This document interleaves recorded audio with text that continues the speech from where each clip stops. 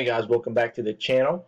In this video, I'm going to go over an email that I got from TD Ameritrade, and basically I got flagged for what's called a good faith violation.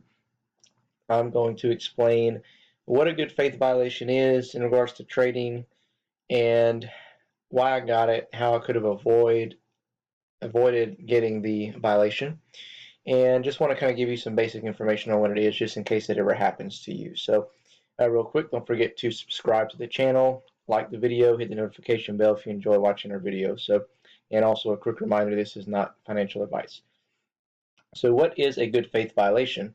Well, a good faith violation occurs when you buy a security in a cash account and then sell it before paying for the initial purchase in full with settled funds.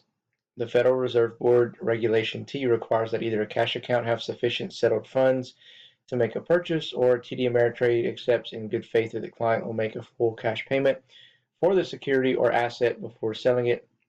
In this instance, you purchase LCA with unsettled funds. We accepted the purchase in good faith that you would make a full cash payment for the security before selling it. However, that security was then sold, and this caused a good faith violation. So as you see here, trade date 12/18/2020, ticker symbol LCA. Consequences of a good faith violation: if you incur 3 good faith violations in a rolling 12-month period in a cash account, your account will be restricted to settled cash only. That means you'll only be able to buy securities if you have enough settled cash in the account before placing a trade. This restriction will be effective for 90 calendar days. Okay, so what in the heck are they talking about?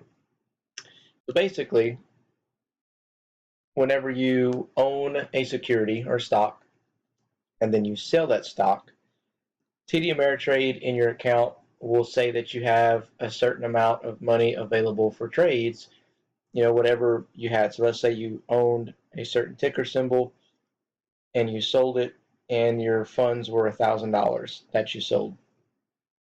Well, it says $1,000 available for trading. The $1,000 that are available for trading, while they're available to trade and buy another security at that time, are still considered unsettled in a cash account just by the regulations. It's a T2 regulation, meaning that it's not going to fully be settled for 2 business days in your account. Okay, and what the violation was is basically I sold a stock, then bought a stock, then sold that stock all on the same day, and the funds that I had were considered to be unsettled. Okay, so let me give you an example of, well, actually the exact thing that happened in my account, and kind of tell you exactly how I could have avoided it. Okay, so the violation was this. At one point, I bought Waiter, WTRH, and I held it for a certain period of time, probably about a month and a half. It was a long-term swing. Then Waiter was not performing like I thought it would be, and I decided to cut losses on December 18th because LCA had some news that I thought was going to happen. I thought that the merger was going to be announced on the 18th. They had a special meeting, and I wanted to have some funds available to buy into LCA in case the merger merger was confirmed, and I wanted to, ride the stock up, sell it for a quick swing on some good profits and stuff like that. So I sold Waiter and, took a loss. Then that same day, like immediately after I sold Waiter, TD Ameritrade showed that you have X amount of dollars available for trading. So I bought LCA on 12/18.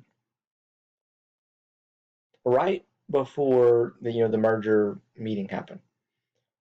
Well, then I waited, didn't hear any news.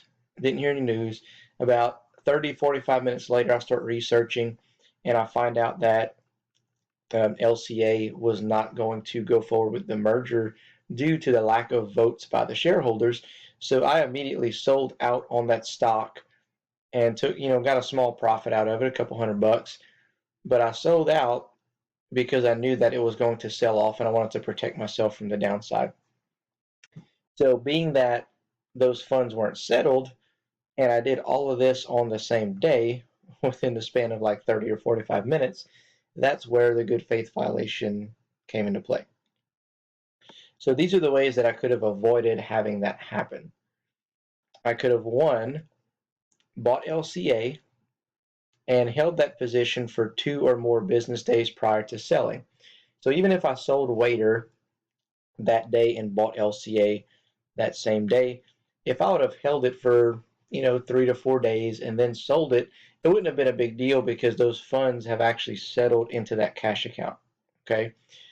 Another way that I could have avoided it was I could have just waited 2 days before I bought LCA. Even if I did a day trade on it, it wouldn't have been a good faith violation because my funds had settled.